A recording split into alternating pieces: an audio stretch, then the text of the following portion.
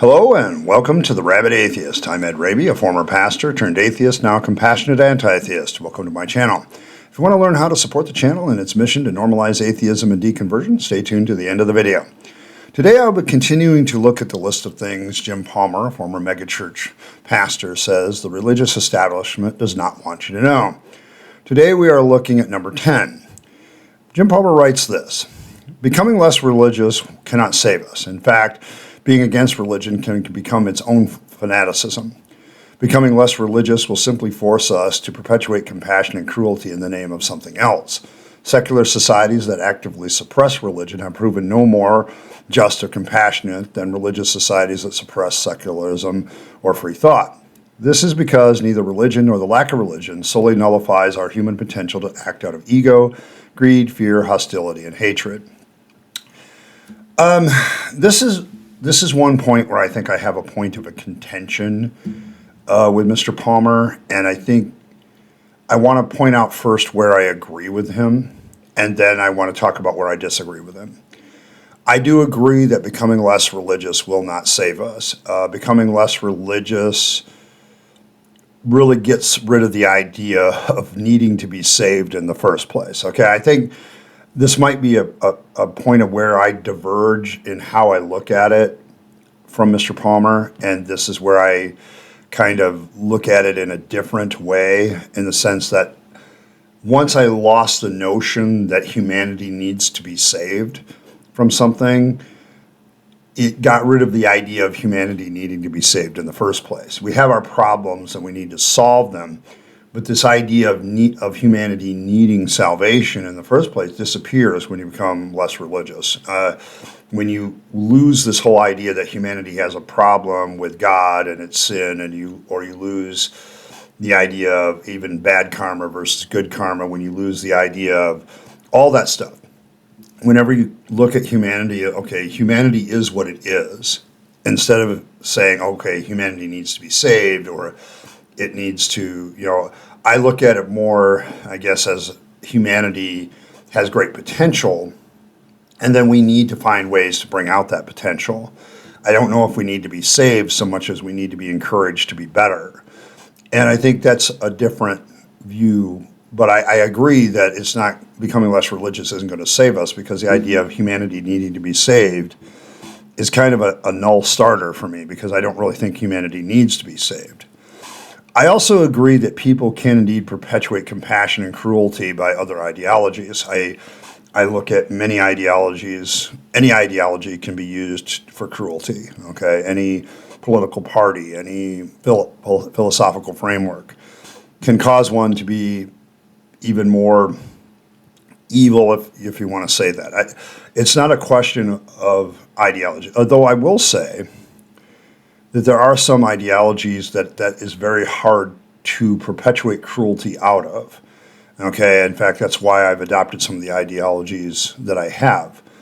It's, finding ideologies that promote my compassion, or something that I've done since I've become less religious. And it's because of looking at something, okay, how do I be more egalitarian? Egalitarianism is, how do you get cruelty out of that?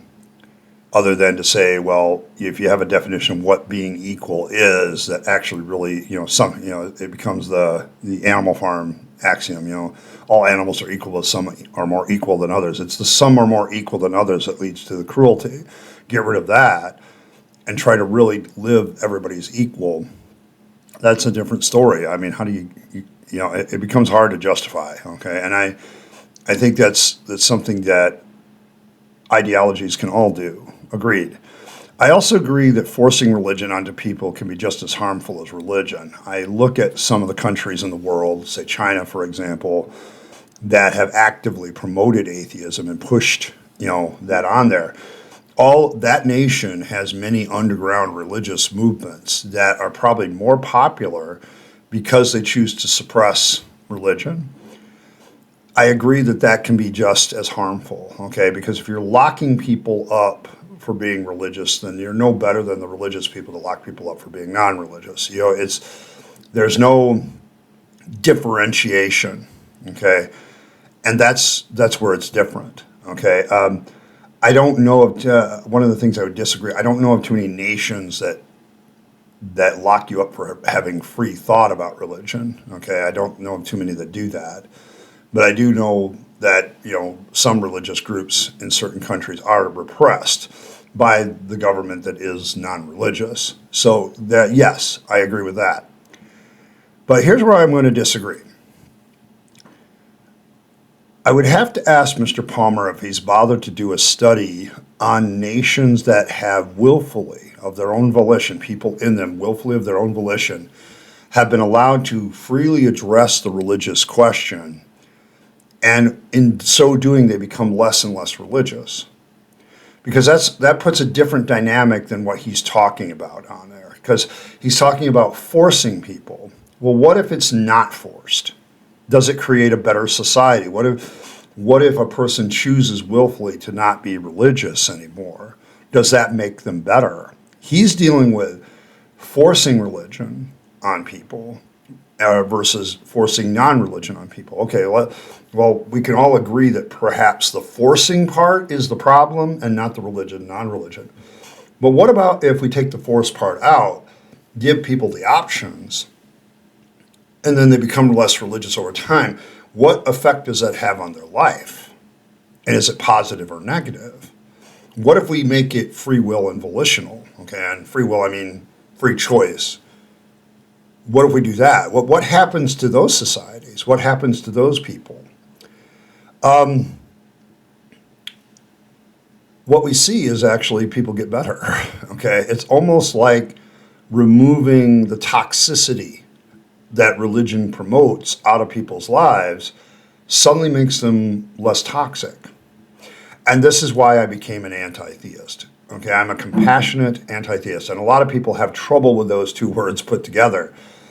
But my compassion stems in the fact that I can see, as somebody who was a pastor for 20 years, as somebody who was a Christian for 40 years, as somebody who was in the religious camp for many, many years, I now look back at it and see how that made my attitudes and forced my attitudes down a certain lane, okay, that made me more toxic than I would have been if I just freely assessed whether something.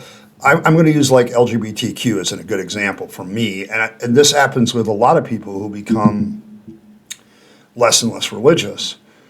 If I lose the notion that homosexuality should be punishable by death, which is what the Bible promotes, by the way, if I lose that, that attitude says, okay, if it's punishable by death, but my society doesn't allow me to punish it by death, that seems to justify me being very toxic to LGBTQ people, to the alphabet people, or whatever you want to call them. It justifies me looking at them in a negative light, as seeing them as subhuman, because God says they deserve death, but I can't kill them in my society. So what does that allow me to do up to death as a human being towards them? And you begin to discover, oh my God, this kind of promotes the attitude. This is where I think Jim misses the notion that if you want good people to do evil things, you need religion. Religion is one of the things. I don't know other ideologies necessarily do that of necessity, but religion absolutely depends on tribalistic attitudes. If you don't have a tribalistic attitude, a lot of religions just disappear, particularly the Abrahamic ones, okay? Now, there are other religions that I'll agree seem to be far more harmless in this regard than others. But the whole notion of there's something wrong with humanity and we need salvation is a point of contention that I would fight about, that I don't think that that's true, even with those religions. But when we look at certain religious attitudes like that, okay, how you can become very understanding that there are some people that are lesser than others, simply by, if you sit there and start saying, okay, I can look at other pieces of humanity as potential slave material, like the Bible teaches in the Old Testament, like people outside the tribe, outside of Israel. Yeah, sure, you can buy them as slaves and keep them and perpetuate them on. If you read these religious texts and you become very religious in your religion, and your religion has tenets that build you as the in-group that's righteous and holy and better than everybody else, and the out-group is not, it's going to affect your understanding of other people groups in very toxic ways. I mean, I see this all the time as an atheist because very recently, I reacted to a video where it says, I think I'm God. Well, that's that religion's attitudes towards atheists, is that we somehow think we're God, although it's a ridiculous notion. The idea that people that don't believe in certain faiths, they're in rebellion against God. I don't know that I have that as a secularist. I don't know that I have that as anything else, other than to look at religious people and say, this has really made your attitude towards other people very toxic and very nullified. And when you look at nations that have become less and less religious over time, what has been the effect? There's less reasons to be bigoted. There's less reason to be sexist. There's less reasons to be racist. There's less reasons to be tribal. There's more reasons to actually engage other people and open up the opportunities. I just don't see anything in secularism, free thought, or atheism without twisting them with something else. If you take them as pure forms that promote any kind of racism, sexism, bigotry, or tribalism.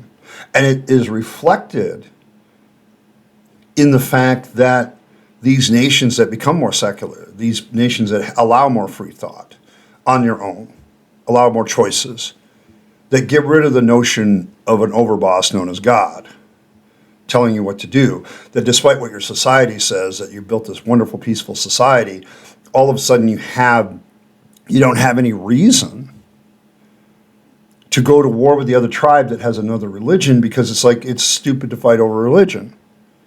The whole religious war thing just drops off your radar.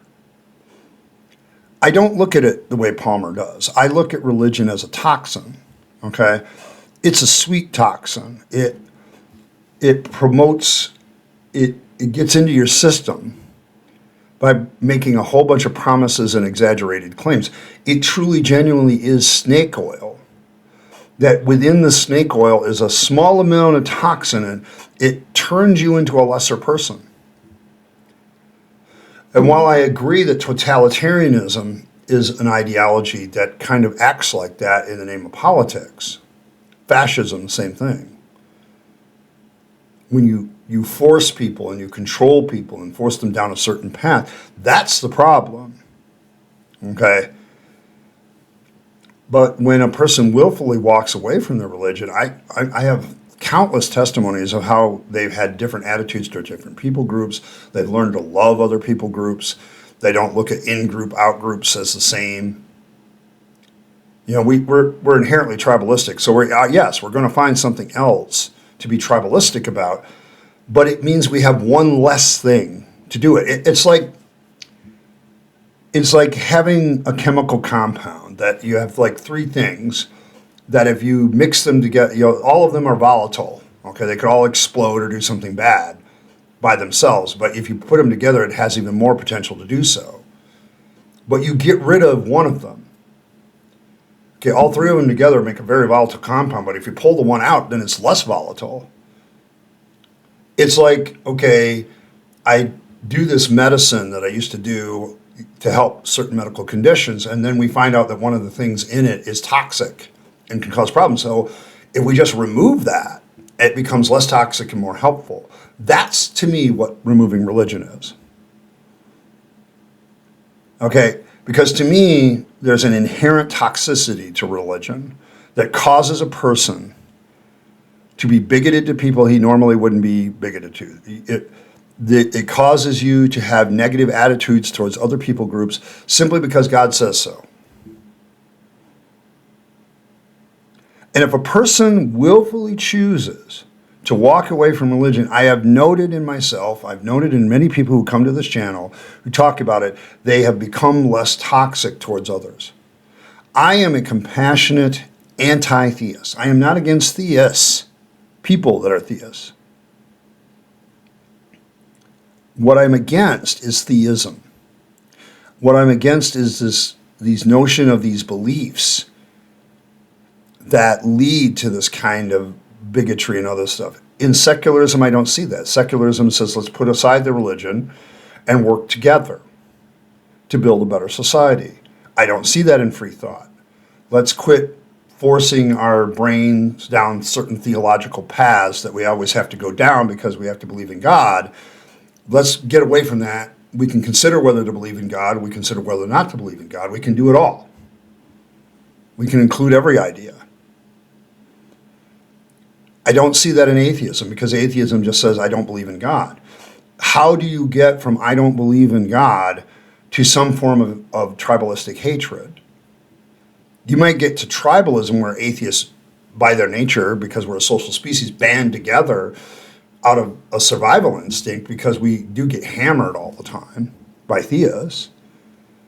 But I don't see it promoting some sort of toxic. Well, I can see some atheists become toxically anti-theist, but I really try to keep that out, okay? And I guess that kind of does go to his point, and I get his point, okay? In spirit, I kind of agree that it's not going to save us, but I don't want saving, okay? What I want is a less toxic world, and to me, the biggest promoter of toxicity, one of the biggest promoters, top two, is religion. The other one's politics, okay, of us versus them. It's always this us versus them. And, as Carl Sagan, here we are fighting over some small speck in the universe as if it's important in the grand scheme of things. And we humans think everything is so goddamn important, okay, that we'll fight about anything.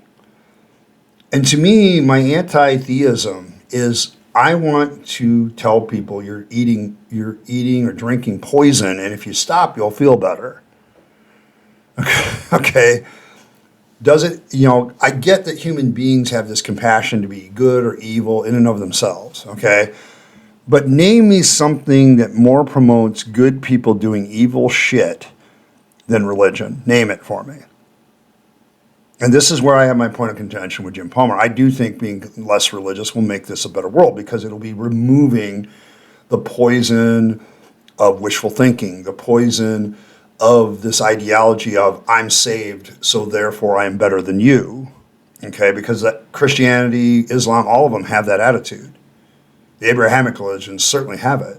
I'm God's chosen person. I'm a king's kid. All of that stuff, where you put yourself on a pedestal because of what supposedly God has done for you, which has no evidence or verification at all, but we're going to think highly of ourselves because we're God's chosen people in some way, shape, or form. And that's the problem. I don't see as an atheist that makes me any smarter or better than anybody else. This is one of the, my points of contention with a lot of theists who come here and claim that I'm arrogant or whatever. Where? How does not believing in God make me arrogant? I can tell you what makes you arrogant. If you think you're God's chosen people, that'll make you arrogant. That'll make you think you're better than all the other tribes out there. You got the right God. I'm sorry, when you really dissect religion and what it does, it is a very sweetly flavored poison. It goes down smooth, but it is toxic. And the more you get rid of it out of your life, the more you deconvert it from it out of your life, the less toxic you become as a person. And I am a compassionate anti-theist for this reason. To me, yes, anti-theism can become very negative, but that's not the issue. The issue is, what does religion do to a person compared to something like secularism and atheism? What does that do to a person inherently in and of its own?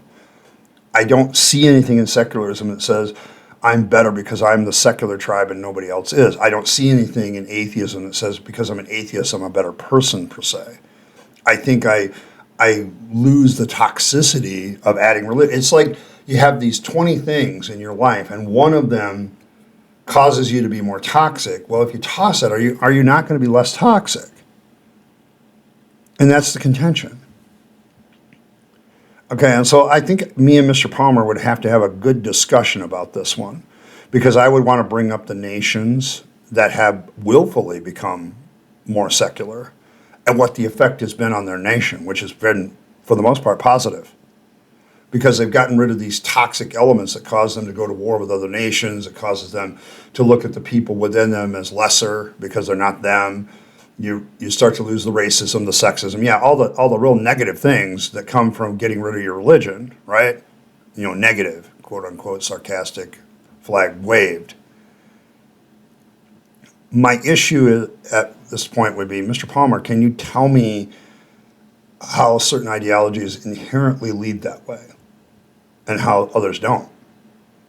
And that would be my point of contention. I get what he's saying. I do. Because human beings can be one way or the other without an ideology. It doesn't really matter. But at the same time, if something promotes toxicity and reinforces the toxic behaviors and reinforces the toxic attitudes, isn't that something we want to get rid of? Maybe that's something we want to get rid of. I'm just saying. As always with this series, I've been very interested in what you have to think, but to me, I think Mr. Palmer's right on this. I remember when Seth Andrews brought this one up, he kind of scratched his head about forcing, people to be secular and forcing non-religion, why that would be considered negative. And I said, dude, look at China. It forces this non-religion, and it's led to a lot of problems. You can't. The whole issue is forcing people to think or believe anything. Okay, I think that totalitarian idea that we're going to have all this group of people follow the same ideology I believe in is crap. Okay? That's my heart and soul. My libertarianism is forcing anybody to believe or do anything against their will is kind of a form of slavery, and it's kind of bullshit. Okay, and so getting away from that, having free dialogue, having society naturally evolve to a place where people genuinely are allowed to consider what needs to go a certain direction. It's when you start forcing people to be something that's a problem. And so I get it. And when Seth Andrews said that, I have some questions about that. I said, dude, it's obvious. Okay, that's not the problem. The problem is that religion forces an ideology on you. You have to accept certain tenets of any faith that you accept. There's certain things that you accept. And some things are forced upon you by the nature of the beast. And that's what becomes problematic. And so I'm interested in hear what people have to say. Some of your deconversion stories I think would help here is how has getting rid of religion made you less toxic? Okay? How has it made you a better person? Okay? Because I know religious, I got saved and I became a better person. Yes, but you also picked up an attitude where certain groups of people are now your enemy. Okay, with religion, a whole bunch of bad comes with the good. Getting rid of religion, I'm not sure a lot of bad comes with it. Okay, I don't think that's the case. And it's why I become an anti-theist. I'm not against theists, okay, as people. I love y'all. But I am against your theism because I think it's wasteful. I think it's useless. I think it doesn't really help you. You think it does, but it doesn't. So I'm always interested in to hear what you have to think, but this is one of the points that Mr. Palmer makes that I disagree with in part. So, I'd be interested to hear what you have to say in the comments. So thank you very much for stopping by. I appreciate every like, share, and subscribe. At this point in making this video, we're getting closer and closer to the goal of 5K subscribers. So help me out there and hit that subscribe button. That would be greatly appreciated. But there's many ways to financially support the channel, from Super Chat, Super Thanks, PayPal link is in the description. Some of you are taking advantage of that. Thank you very much. But also, I think the biggest thing for me is becoming a member of the channel. If you become a citizen of the Rabyd Nation, you get some rights and privileges thereof, but it allows me to have a little bit more peace of mind about what I'm doing, that I'm not so reliant on the YouTube algorithm and ad revenue to keep my channel going. And it allows me to do more of the things that I want to do without, considering that. So thank you very much. These deconversion videos that I do are definitely supported mostly by you members. So thank you very much for that. And so I want to give a shout out to them, to all my citizens, to all my Rabyd citizens, to my Tribunes. Thank you very much for your continued support. You really make this worth doing. And as always, live your best life. You only get one go around and then it's over. There is no afterlife. So you want to take your life and take your time, your money, and opportunities, build up yourself, build up the relationships with the people you love and care for, and make this a better world. And don't waste them on the trappings of religion and faith. That's a dead end and also leads to toxicity. But you'll be much happier if you do. And I speak from experience. And as always, thanks for stopping by, and I'll catch you next time.